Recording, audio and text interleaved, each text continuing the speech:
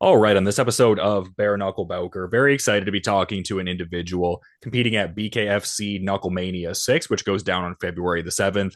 And one of the more intriguing fights on a very stacked card is Joe Elmore and Mike Richman throw down, and great having Mike back on Bare Knuckle Bowker today. How you doing, man? I'm doing good, man. I appreciate it. I appreciate having me back on. Yeah, no, for sure. It's good talking, man. And it's just good to see you back in the ring and against one of the more, I guess, tenured, exciting fighters in the game. You obviously fit within that description. It seemed like a matchup that, all the bare knuckle fans would be supremely excited about and everything like that. When did this kind of start to, I guess, materialize as the next fight? Like I saw you guys had the pull apart tussle at the prior BKFC card and stuff like that. But when did things kind of get moving in that direction for this one to get locked in?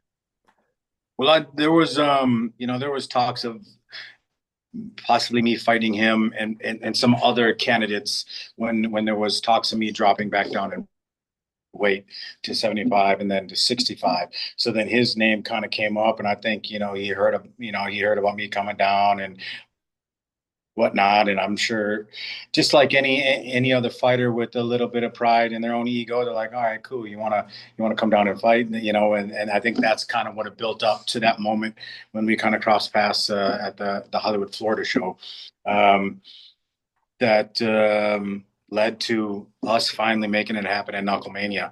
Uh, yeah, I don't know. It was just kind of just a number of things, one at a time. They're perfect timing in place, and it was for a second we didn't think the fight was going to happen. It was like on again, off again, on again for a little bit, but then now it's we're locked in, so it's showtime. Yeah, for sure. We love to see that. And I was mentioning at the top just how stacked the card is and how this is one of the more exciting fights that I think a lot of people are talking about. But I did see you had a post kind of recently talking about the level of disrespect you feel not being in the promo video, being a former two-time champion and eight-time BKFC main event fighter, which I mean, it makes sense you would feel a type of way about that. Is that still kind of the sentiment heading into this one? Does that inform anything in terms of like where you're at right now, just since we're talking during You fight know, week? it did irritate me for sure. It did frustrate me. It did irritate me. I don't think there was any. I don't think there was any ill will on a promotional standpoint of it. Sometimes she's maybe, I think because of the back and forth of the fight going to happen, not going to happen, I think that played a role in it. There was just a certain point when I knew when the fight was 100% locked in. I thought maybe that they could have shifted things marketing wise, where we are going to land as far as the number, on the main card. There were certain little things that, yeah, they kind of bugged. It kind of rubbed me the wrong way, the best way to put it.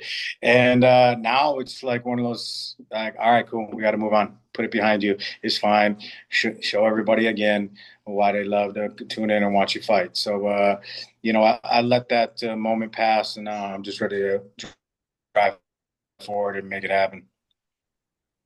And I'm curious about the dropping down piece because it's interesting. Like, obviously, I mentioned your championship accolades already in the game and stuff like that. And I feel like you've just had an interesting timeline in bare knuckle because you'd briefly retired for a certain point and then came back with this renewed vigor and went on quite a run. And you're continuing to carve out this run now with title aspirations and other divisions. Like, what ultimately, I guess, reignited that particular fire there? Because albeit like a briefer kind of period there, but it seems like there was some sort of major turnaround from that moment, and you're now potentially eyeing titles across multiple divisions. So curious to have you expound upon that, I guess.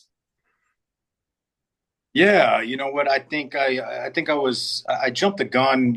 I rushed the fight, and no fault of my own. In hindsight, would I have taken the fight again when they offered it to me that quickly against Mundell? I probably still would have. After I suffered that. The devastating loss to Lorenzo when things are going great until they weren't. And then, I suffered that, that knockout loss. Then they offered me, hey, Mike, your next fight, which was relatively quickly after that, after that knockout loss. Hey, Mike, you want to drop down and fight for the middleweight title? And, at the time, I'm like, well, I'm not going to turn that down. But in hindsight, sure, I should have did more time to recover mentally, physically, so I could have put forth a better camp. Get all those things lined up, because I know the camp of the Mundell fight, I didn't even really spar. I was just so concerned about, like, all right, cool, is my chin gone? This, and that. And then when I went into the Mundell fight, I just wasn't. I wasn't the best version of myself for that fight against Mundell. Now he's the pound for pound, best guy in the business right now. And so then when I took that loss, it was kind of like, fuck. I had one of those moments where like, oh shit, at the time I was probably 38. I don't know, maybe 38, 39. When I was up there fighting a long time, like maybe I should retire. So I just was having conversations in my own mind that I think they were premature. And then once, I did that and I settled for a little bit, and then, I took some time off, and then I kind of went back into train, and then obviously watching other fights going on, you get the juices flowing again. And then, but more importantly, getting in the gym, moving around, I felt good. I still felt good. I still felt strong. I still hit hard. I still felt my mind was clear again. So I'm like, no, I'm not done yet. I still got more to give. So then coming back, I was in a good mental headspace for that. But what leads to me wanting to drop down now, yeah, I did win two titles at 185 pounds. I did go up in weight and become a champion. To become a champion, regardless of weight class, where you're going up and down in weight is a special thing just in itself. But you know what? I really wanted to stamp and highlight how special it was for me to go up and win a title at 185 by dropping back down and fighting at my more natural combat, weight class. Like whenever I would bulk up to 85, I was more of a bigger, thicker, softer body, where now I'm trimming down and getting cut again. And I really want to, to me, it's about showcasing how special it was. Do I believe that I could still stay at 185 and be one of the top contenders and fight for the title again? Absolutely, I do. But I think it'd be really cool if I drop down and kind of showcase that gap of where I can do great things down here and I can still do great things up top. And that's kind of where my head was at. I want to leave the sport with a good, strong legacy. I want to, obviously I do feel like I'm an American pioneer in this sport, in this game, but I want to, I want to stamp my name. I want to stamp my name in this sport for a long time. Yeah, it's just so incredible because I mean, I think sometimes people low key kind of forget about that, just considering your aforementioned title accolades at light heavyweight, just even back in the Bellator days, fighting at bantamweight, even just, yeah, really incredible stuff. So it's cool to see that you seem to have these aspirations at both middleweight and welterweight from what I'm picking up on what you're saying. So yeah, I mean, incredible stuff. Yeah. It's just about just continue to remind people and showcase. I know I don't ever like, I'm never trying to talk bad, but people like to talk about, no, this is my weight class. No, this is my weight class. No, like come to my weight class. But no one ever wants to be like, yo, Mike's fucking jumping way up in weight, winning titles, this and that. I'm not trying to be like, no, me. What about me? Look at all the great things I'm doing. It's just, I just need to give a little reminders here and there. Oh, And, for sure. No, sorry, you go know, ahead. Nice idea. It's just what it really comes down to. The part of me, yeah. Do I like not having to cut a bunch of weight and getting dialed in? I mean, I feel super trim. I feel really fit right now. I feel the fittest I've ever felt, as far as weight cut and everything, 175 right now. And I feel like I could still push to the 65. But I'm feeling really good, like how I felt against Cochran, how I felt against Rickles, down to that weight, smooth, fast, quick, powerful, explosive. That's now I'm getting back into that realm. What people fail to realize and understand is I'm even more dangerous when I'm smaller than when I'm bigger. Yeah, it'll be super interesting. I think it definitely, seems like a very intriguing path going forward. Like I said, already well established in the higher divisions. So a great addition to middleweight and welterweight from what you're talking about. But I did kind of want to touch on something that I guess I'd touched on from a prior interview. This was circa around the time you won your first light heavyweight strap from Isaac Doolittle there in that fight you guys had. And I saw Paulie Malignaggi kind of tipped his cap to you around that point, and he's kind of readying to fight for bare knuckle gold in his own right, which kind of just got somewhat recently announced. Like, what are your thoughts on that in terms of his, I guess, pursuit of becoming a two sport champion? Like, how do you see that, I guess, playing out for him, if you had any particular thoughts on that? Oh man, I got nothing but love for Paulie Malignaggi, man. I was a big fan of his style. He was so slick. I was a big fan of his style when he was a boxer, even before he transitioned.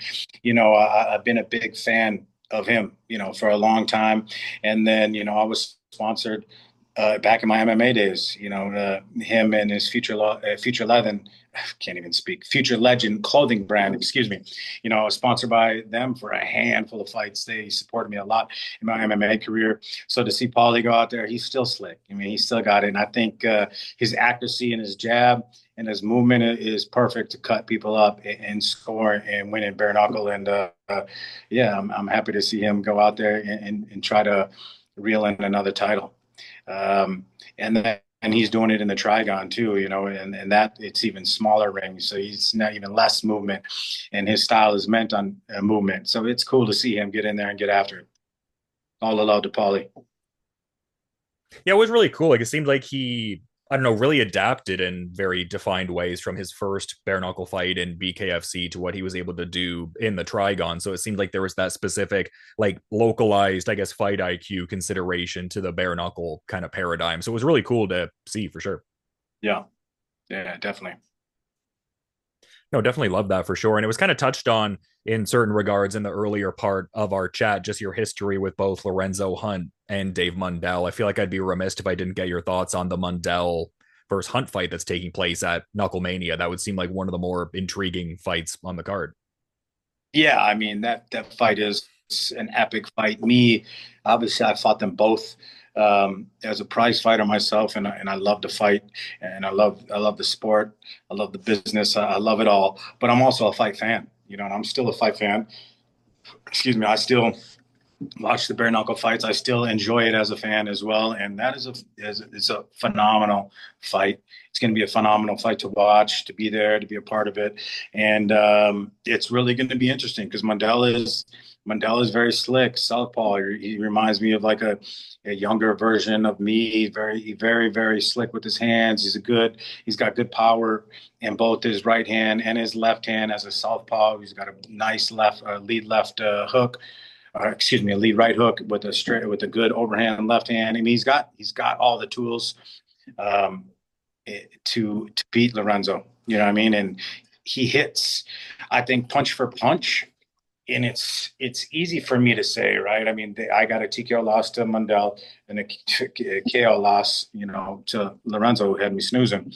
But I think punch for punch, Mundell's accuracy, I think he has more like punch for punch power. Like every shot more powerful with Mundell, where obviously Hunt has shown he can land the fastball Hail Mary and put you to sleep. So like it's going to be really interesting, man. I'm excited to see that fight.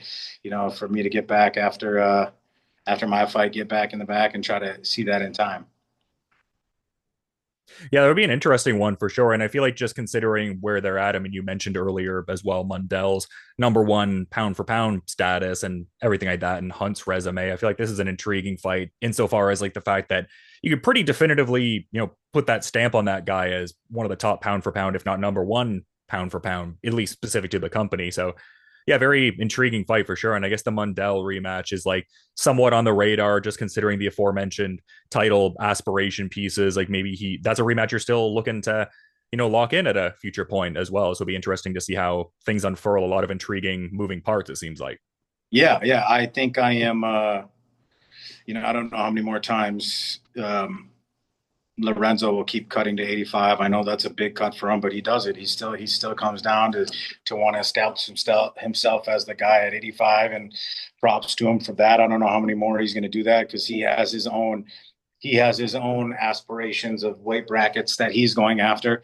In my own right, I'm trying to do the same thing and a little bit lower, and he's doing it at a higher rate. From middleweight, cruiserweight to heavyweight, and I'm much more on a path. Lorenzo's on his path and I kind of on my path. The only way Lorenzo and I would ever link up and fight each other again is if I said I'm going back to 85, or maybe, I already told Feldman I want to be in the baddest man, that open weight 85 to heavyweight tournament, but he was kind of, I don't know, Mike, if you want to drop all the way down to 65, we can't have you hopping all over the place. So we'll see. But I'm more likely on a path to cross paths with Mundell again than I am to cross paths with Lorenzo again, because I do have aspirations to fight at both 65 and 75. It just depends on after this fight what's going to be next, what's aligned. 165, there's a bunch of huge names in that division. I think 175 is still lacking star name drawing power, and I'm sure Mundell feels that because he's looking for good quality talent to fight him, and I think that's why he wants Perry so bad. And then now, obviously, the Lorenzo fight. I could definitely see the winner of Lorenzo Mundell fine. I can definitely see Perry being like, all right, cool, I'll fight one of you guys. I'll fight the winner, but pay me that money. Perry wants that big money, as he should. He deserved that. And Perry's an interesting variable in all of this too, because I was seeing a recent interview via MMA Fighting where there was some loose alluding to the fact that there's some big fight they're going to announce soon for Perry in Florida against this big name. But yeah, a certain kind of nebulous description, but it seems like there's something in the works for him a bit later on. I guess to your point of him seeking these bigger money fights and them kind of vaguely advertising it as the biggest one yet, I suppose. So yeah, interesting times. Yeah, I mean Perry, we all know he wants the big money fights, rightfully so. So you got to look at the landscape of like, all right, who's not under a UFC contract or whatever? Who could he fight? Is it Darren Till at Bare Knuckle? Who knows? I mean, is Nate Diaz still under contract? I mean, he has many options of like big name value outside of a current roster in BKFC.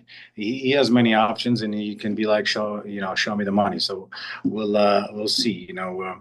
We all get on our own paths. There's times in hindsight I'm like, fuck, dude, like I could have had the bare knuckle world at my fingertip too, but we take little missteps, falter here and there. We just try to get back up and climb again to the top. Well, I feel like you're one of the more well-traveled guys, at least insofar as like you have.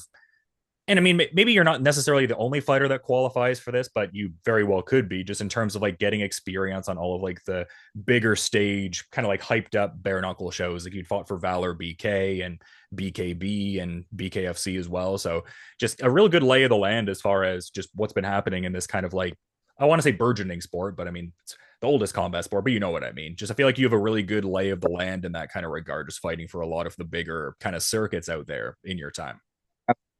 Yeah, yeah, it's cool because it's cool that I can stamp my name, in those promotions. Like I said, even my first bare knuckle fight, BKFC one didn't even start yet. I fought my first bare knuckle fight in June of 2018, and I think the first BKFC was a handful of months after that. So, this to be a part of it is something special, and I'm trying to do the best I can to end my career right off into the sunset as one of the best.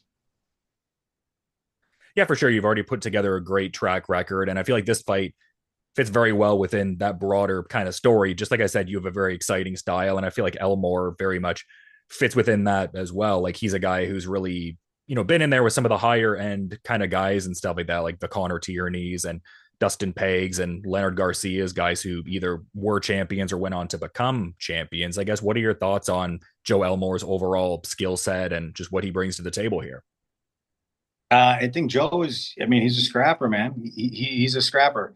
He gets in there and he gets after it. Whether he hasn't won in, a handful of years, but he's fought, he still continues to fight the premier talent. It's not like they've ever dipped.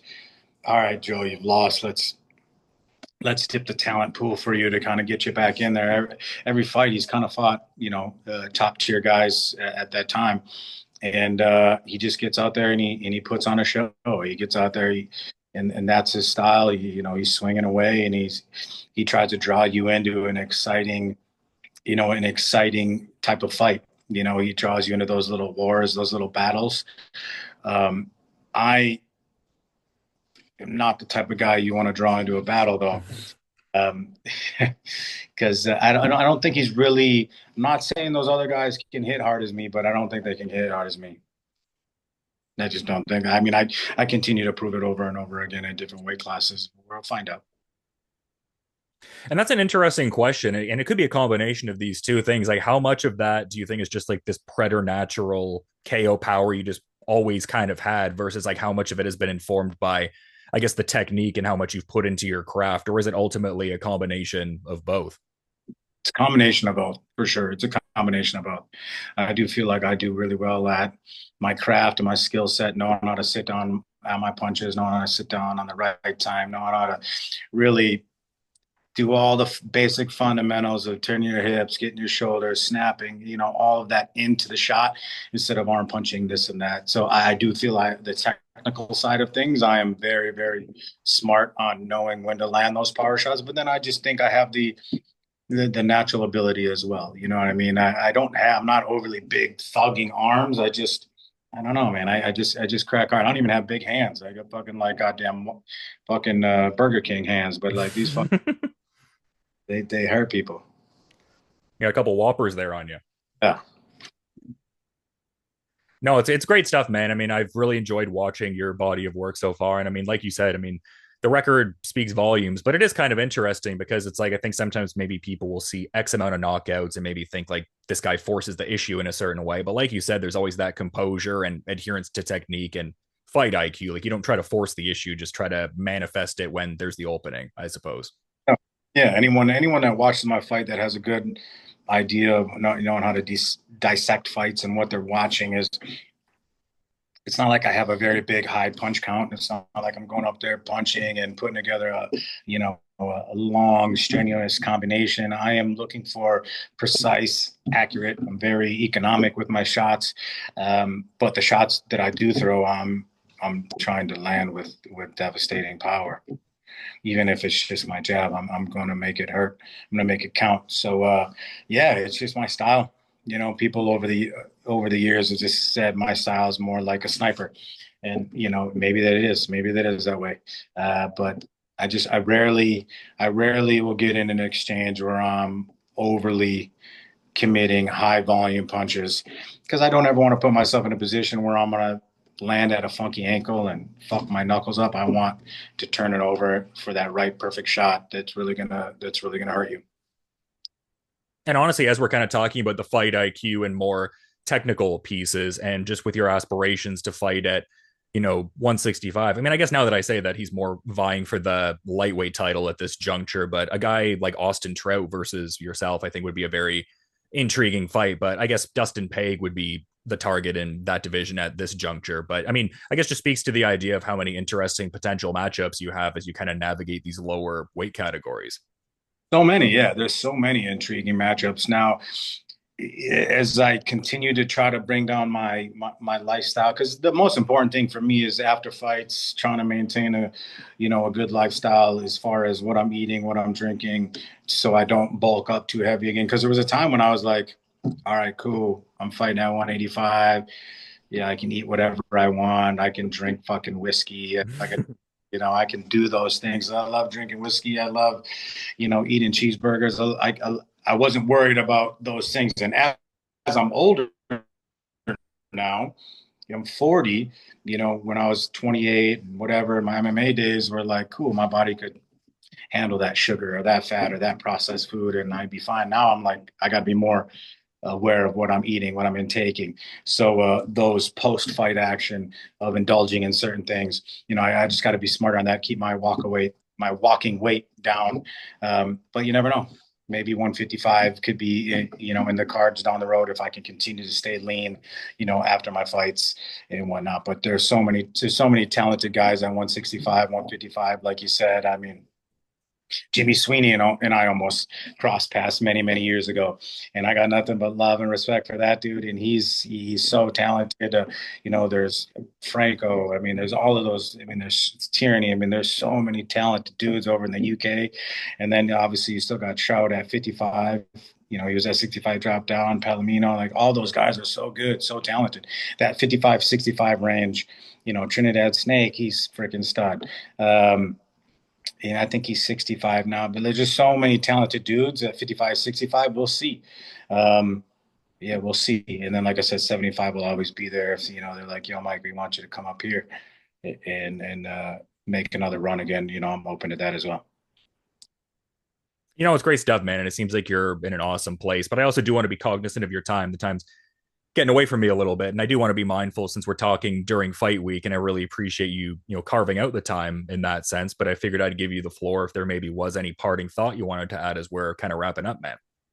No, man, all I can say is for those that can't make it out to Philadelphia at the Xfinity Mobile Arena, man, tune in. I'm not sure if they're going to be showing it on DAZN or the BKFC app yet, but please, I'm sure it's going to be on one of those apps.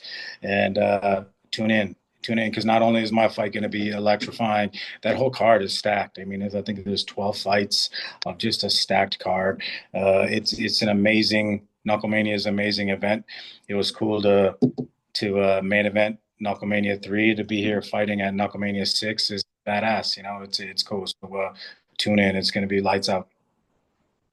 Yeah, you've carved out a great story in the game so far, and the next chapter of that story unfurling on February 7th. And love to see it on such a big stage, KnuckleMania 6. Like you said, your history with the tentpole event is, definitely demonstrable there. And yeah, no, I really appreciate you coming on Bare Knuckle Bowker ahead of, such a massive fight, man. And just, yeah, appreciate the insights. And yeah, looking forward to peeping that when it goes down. But until then, you have a good rest of your day. And thank you so much for the time, Mike.